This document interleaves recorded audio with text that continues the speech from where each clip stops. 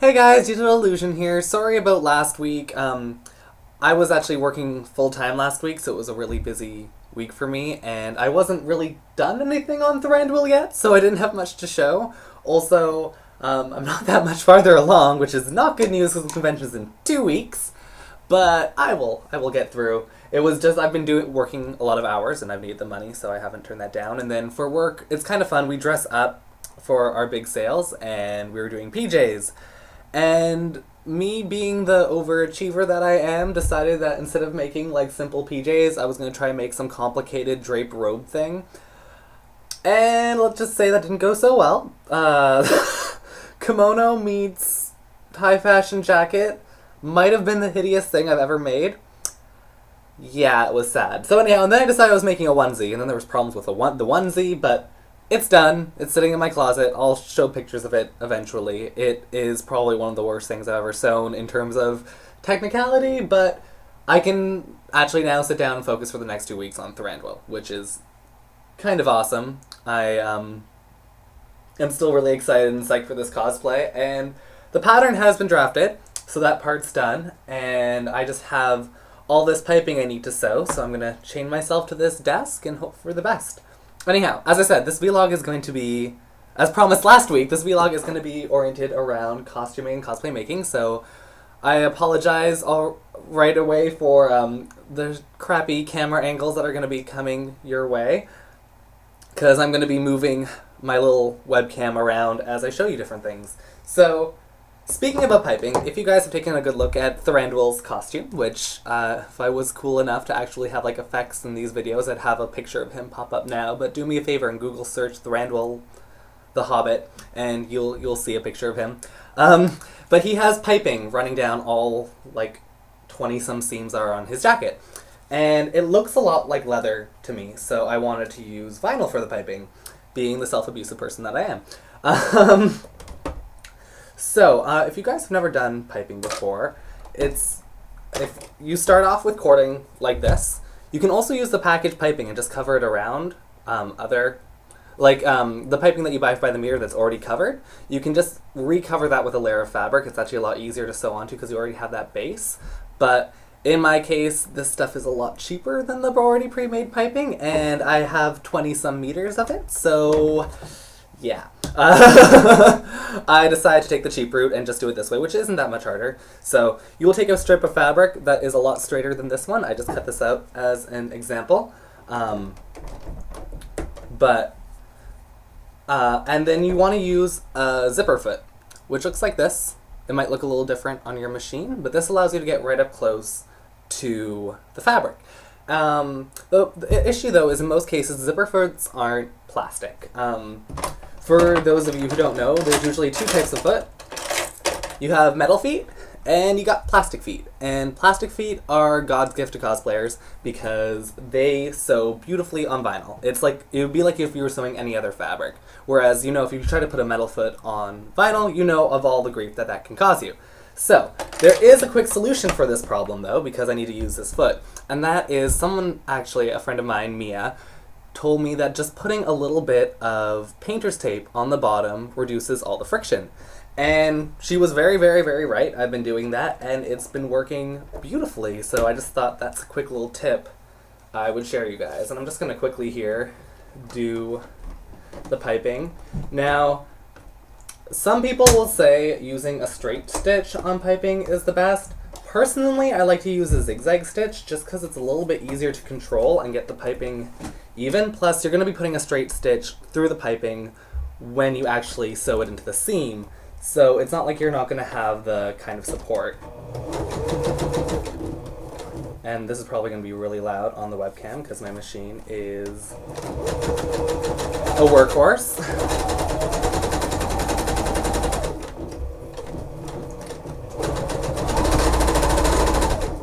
This is real gritty cosplay TV, guys. TV. Vlog. So, there you go, is your finished product. So once again, you want to start off with a far straighter piece of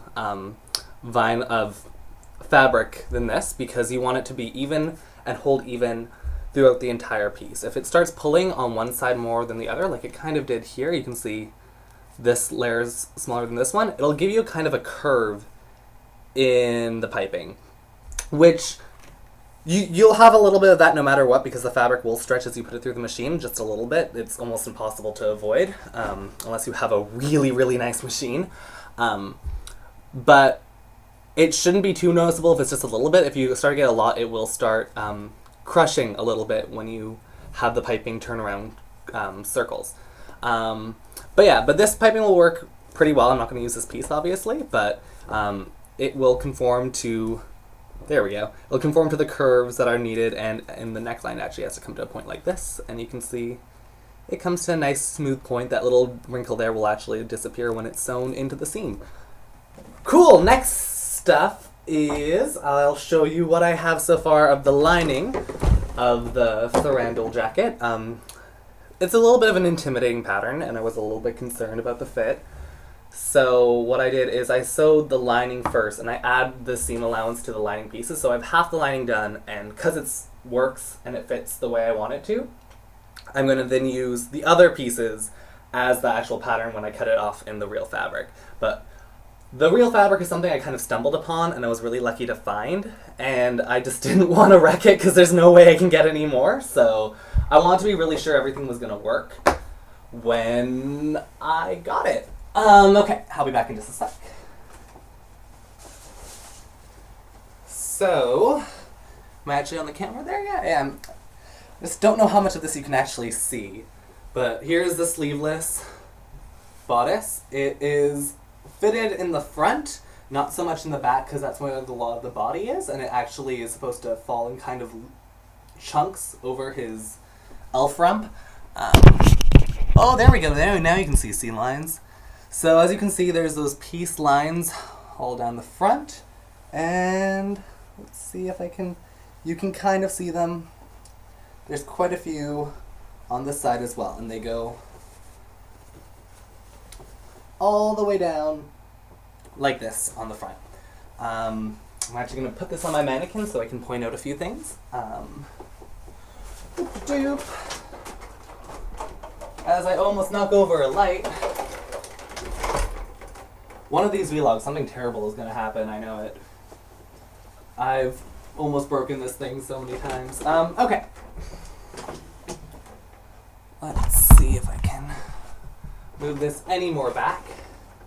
So once again, it's half the pattern, but just by pinning it, this mannequin is set to my measurements, minus the lady lumps, but those can be worked around. But it fits the big things I was looking for to make sure it fit the body form nicely, that it wasn't too tight, too loose. The shoulder still needs to be pressed, and actually because I want the shoulder to have some rigidity, because Lee Pace has a bit of a broader shoulder than I do, and I just want to give that illusion of a bigger presence, I've actually done a 2 centimeter seam allowance rather than a 1 centimeter, and I'm going to press it back. That little bit of extra bulk will add, I'll press it forward.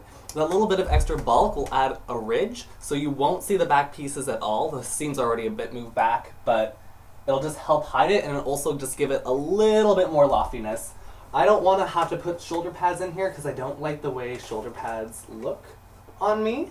It is an option for anyone else trying to do this cosplay, depending if they've had a good experience with shoulder pads. But instead, I'm also just going to sew into the arm seam when I sew the arm seam in.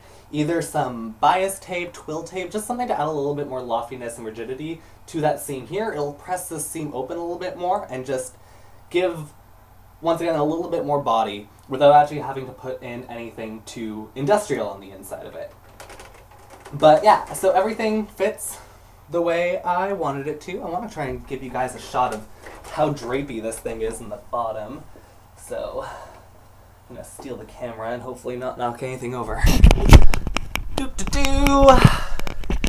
So yeah, there's a lot of fabric down here. My other big concern, and the reason I wanted to draft the pattern first this way, was to make sure that there was enough body in the back. Because when he walks, it trains behind him, and it falls in these kind of ruffles as it trains. But it doesn't pull apart in the front. I'm probably giving you guys like seasickness here. So the other thing I noticed when I was looking at the reference pictures I could find was there was a lot of body, and it actually pleated a lot on the side, similar to a kind of 18th century men's garments where they put a lot of body into the side, not so much in the back and the front. So I added an insert panel, disguising it as one of these ones. And I think that's what they did in the movies too. And this is just going to add some extra body on the side so that when I'm walking forward and the train is dragging, it's not going to pull open the front of the garment. So I won't be showing off my elf pants or elf parts that don't need to be seen, and that will just hopefully remain. I mean, it's when I kick it and when I take steps, it's going to open up a little bit, but so does his. I just didn't want it to kind of move to the side whenever I move. So yeah, that's about it. I guess the only other tips is, even though these seams look even, you kind of have to cheat them. I had to cheat them to fit my size, so they're a little bit longer here, because I think I have a bit of a longer torso than he does. I don't know Lee Pace's size, but I'm a pretty tall person, so I was kind of expecting that. The other thing is, the seams are actually bigger at the bottom than they are at the top. That just helps, once again, with the body. If it was the same size, I would be once again worried that it's going to kind of come apart in the front too often when I'm walking. If that makes sense at all. It's going to be funny. I'm going to be like paranoid of people walking behind me, but I'm already well aware that I'm going to pull at least one faceplant in this costume over the day. That's almost it for now. I mean, I could show you the patterns, but oh, there is something in the patterns I want to show you.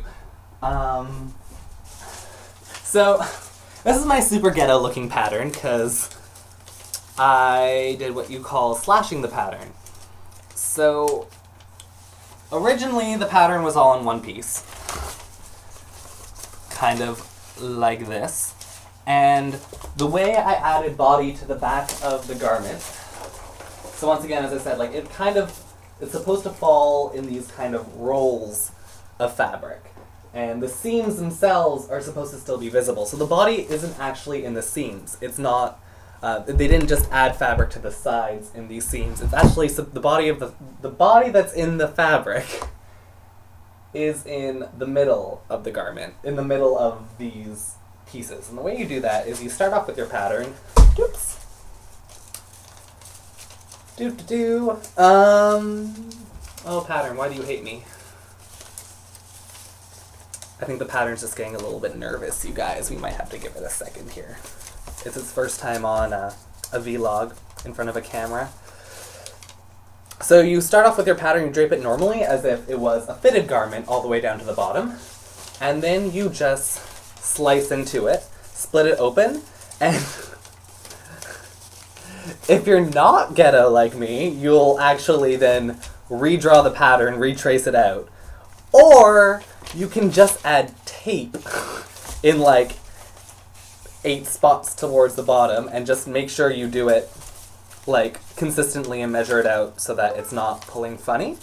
But yeah, you can just add the tape, and having the body come out in the middle, it kind of affects the way the garment forms at the top, and will, when it falls, once again channel those ruffles to in between the seams rather than sticking out on the sides. I hope that made sense. If it doesn't, once again, hit the comments, let me know, and I can try and re-explain this at another date. It's my first time talking about the sewing things in one of these, so I'm a little nervous, a little itty bit nervous. Okay, but before this gets too long, I just want to show you guys my progress on the crown, and because of this crown, I no longer have baking privileges in our apartment. I might have flambéed it, so it's a little brown, don't judge me.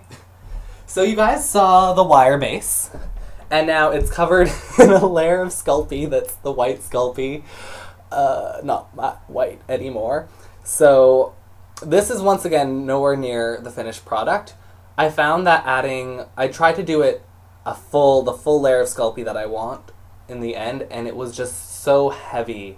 Sculpey actually gets lighter, I find, once you bake it. Maybe it doesn't, it's just in my head. But it was pulling down on the piano wire, so I decided to bake it as is, so it'll be a lot more steady and rigid, which it's doing pretty well at. And now I'm weighing whether or not I want to finish it with a second layer of Sculpey and add the detail work that way, or kind of cover it in a layer of glue first just to give it a little bit more strength. But I'm pretty happy with its sturdiness. It wobbles a little bit, but not like the individual branch doesn't wobble. The whole thing will wobble. So I will put it on.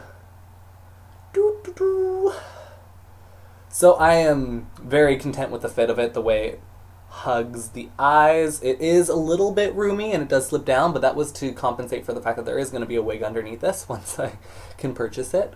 So yeah, it was interesting to play with because it's not a like set piece. It's very natural looking, so I wanted the branches to kind of have that feel to them. Once again, they'll be a lot less rough once that final layer of Sculpey or whatever is on there, and then the leaves are going in. There's another, I realized I missed a branch. It's supposed to come out of the back here, so I'm just going to add those with not with piano wire, just a regular wire, because they're not that long. I think it should be fine, and cover those with Sculpey. The only thing that you have to be careful with Sculpey is that once it bakes and burns like this, it does become more brittle. So I don't know if actually baking it again, that's why I need to think if I actually want to use Sculpey or not, because baking it again could be dangerous if this thing ever dropped. I don't think it would break on my head, but if it ever fell off for whatever reason, I could be in trouble. Yeah, but it was pretty funny. The alarm thing went off, and I put the temperature on the oven on like 50 degrees too high without realizing it. I walked downstairs and there was a wall of smoke. Which was kind of bad, because the smoke detector definitely did not go off, so I'm kind of concerned about that. I pressed the button and they're working, but I don't know. Anyways, I will not keep you guys any longer. Sorry again about last week, and maybe I'll have to do a double vlog if I find something else interesting to talk about, but it's really just been a lot of Fabricland and sewing reindeer onesies for me, so let's hope the world of Detailed Illusion gets a little bit more interesting the next few weeks, and I hope you guys are all doing well. See ya!